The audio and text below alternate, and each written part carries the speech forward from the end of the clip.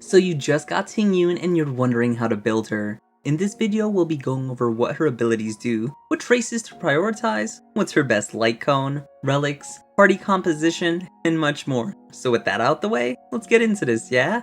Tingyun's basic attack Dislodge doesn't do anything special, but you'll be using it a lot to generate skill points.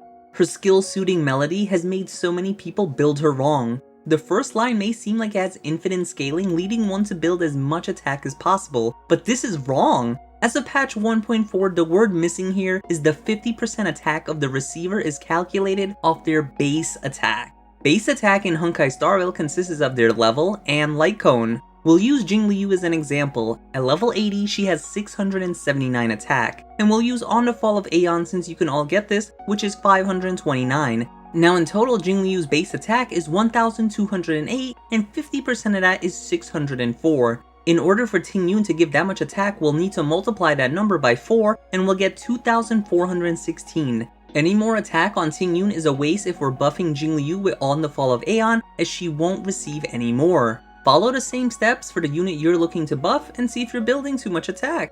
The second part of the skill deals additional lightning damage, which unfortunately doesn't reduce the toughness bar if the enemy is weak to lightning, so it's just a nice little damage increase. Tingyun's UI has 3 diamonds at the bottom, and this will indicate how long her skill has left before it falls off. The buff loses 1 diamond every time the ally with the buff attacks, so this is normally 3 turns of theirs, but it can go down quicker. If used on Jingliu, for example, she eats up 2 right away when she enters her spectral transmigration state, so be mindful of this.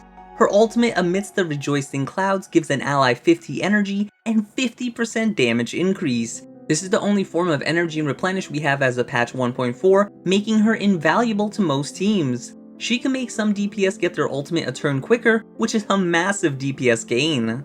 Her talent Violent Sparknado has the ally with her skill deal additional lightning damage based off their attack whenever Tingyun attacks. Just like the second part of Tingyun's skill, this additional lightning damage will not apply Toughness Break. And lastly, her technique Gentle Breeze replenishes 50 energy to herself, so she could start the fight off with her ultimate.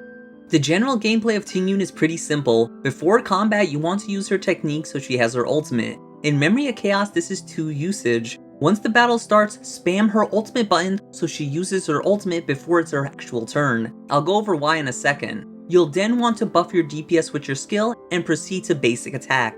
When your ultimate is up, use it on your DPS and rinse and repeat. Tingyun's traces will help her out immensely, and Nourish Joviality is up first. Whenever she uses her skill, she gets 20% speed for 1 turn. This allows her to do her rotation quicker, which we'll go over later. Nell Subdual increases her basic attack by 40%, which is nice. She'll help dish out the damage while supporting. Remember when I said to ultimate as soon as you get into battle? That's because Jubilant Passage gives us 5 energy every time it's our turn, and we don't want to miss this. Here's what most players will do.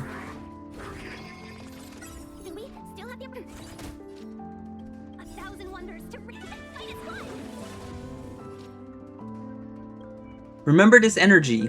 Now this is what you should do.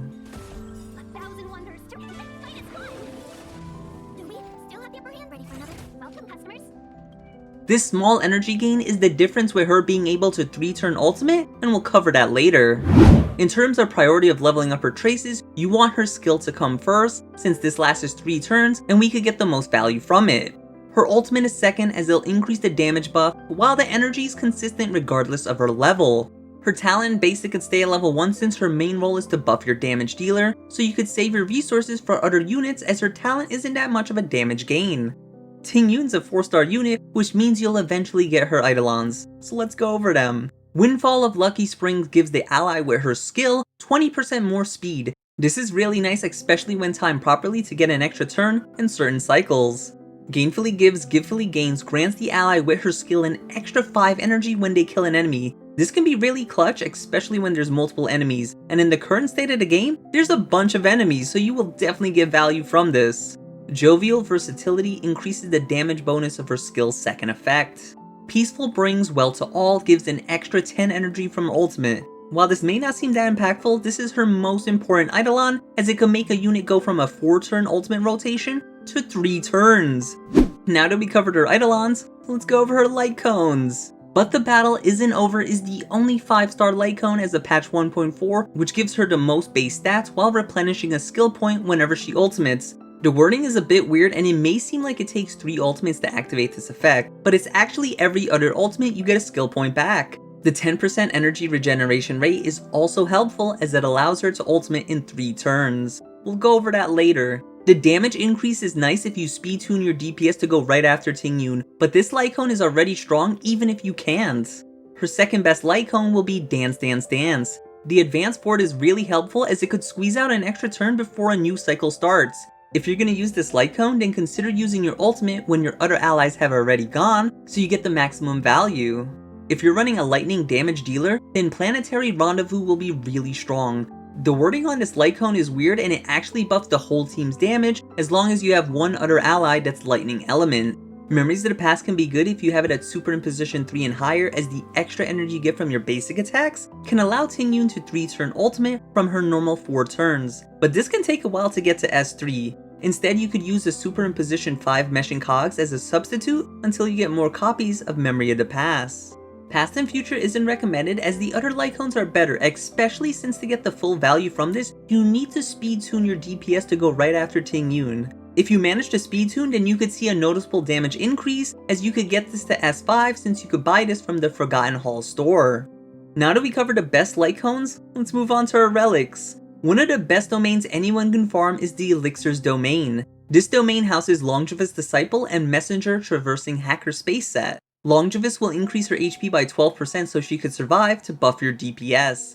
Messenger will give her 6% more speed so she could hit some important thresholds. I'll go over those later.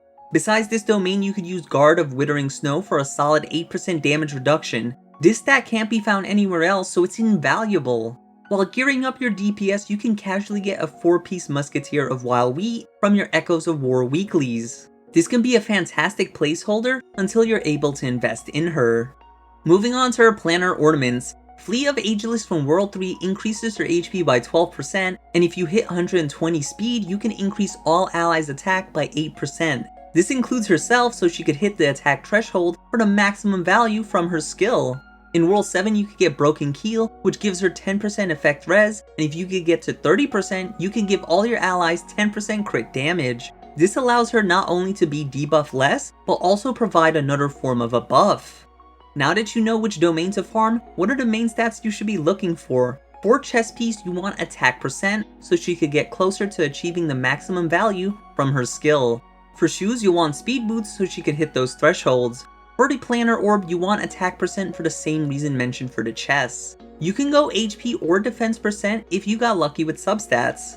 On the rope, you'll want to get energy regeneration rate. This one's non-negotiable as her ultimate cost is very high at 130, and we want to use this ASAP. For substat, Tingyun wants as much speed, so this takes priority with any attack percent you need left to hit the threshold, followed by HP or defense percent, and then effect res. If you're running Broken Keel, then that's your second priority.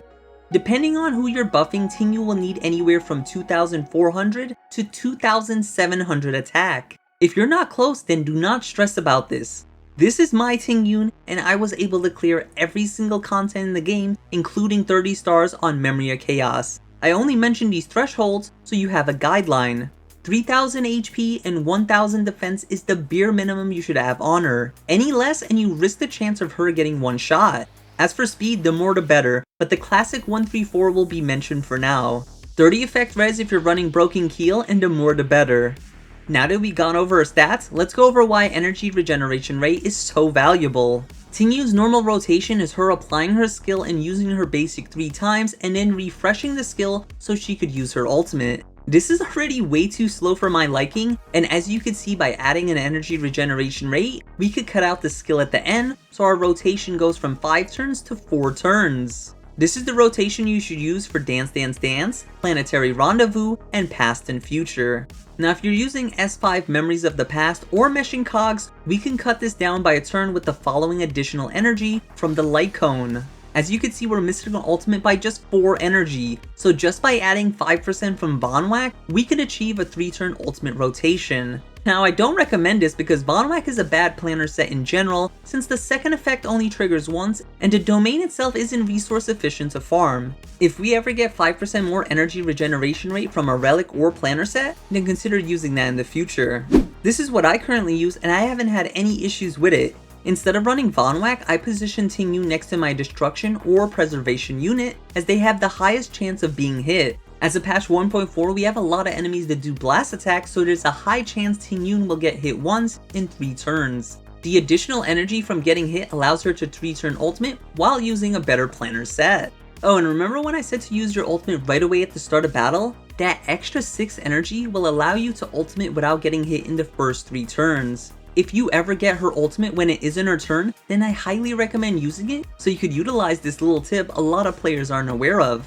Now lastly, we'll cover Bronya's Light Cone. The extra energy rate comes in clutch, as we could use the same rotation as we just discussed, and it'll allow her to 3-turn ultimate rotate with the trick at the start of the fight. Now after that, you'll need to get hit twice to maintain the 3-turn rotation. This isn't consistent, but with Vonwhack it is. I still wouldn't go out of my way for that, and I just hope we get something in the future, and I'll update the description and pin comments if we do.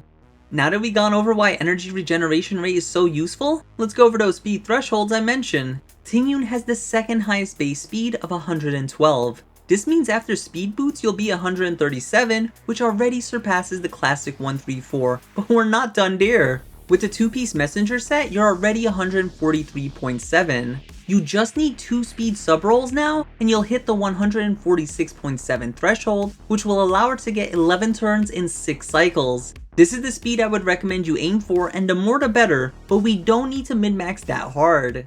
Now that we've gone over how much speed Tingyun needs, let's go over her best teammates. She synergizes really well with almost every single damage dealer in the game besides Blade. He scales with HP and can still take advantage of our ultimate, but I wouldn't recommend it. Instead, slot her into teams that are hurting for skill points, or the DPS has a costly ultimate, and she'll easily pick up the slack. Since this guide is coming out as a patch 1.4, then let's assume you pull Jingliu. Natasha, Tingyun, Hela, and Jingliu will make a fantastic starter team, and if you ended up getting her E6, then you could cut Jingliu's rotation by 1 turn. Hopefully this video helped answer any questions you had about Tingyun, and if you have any unanswered ones, then please ask in the comments down below. And if you enjoyed this video, consider checking out my Pella one right here. Until the next video, I'll see ya.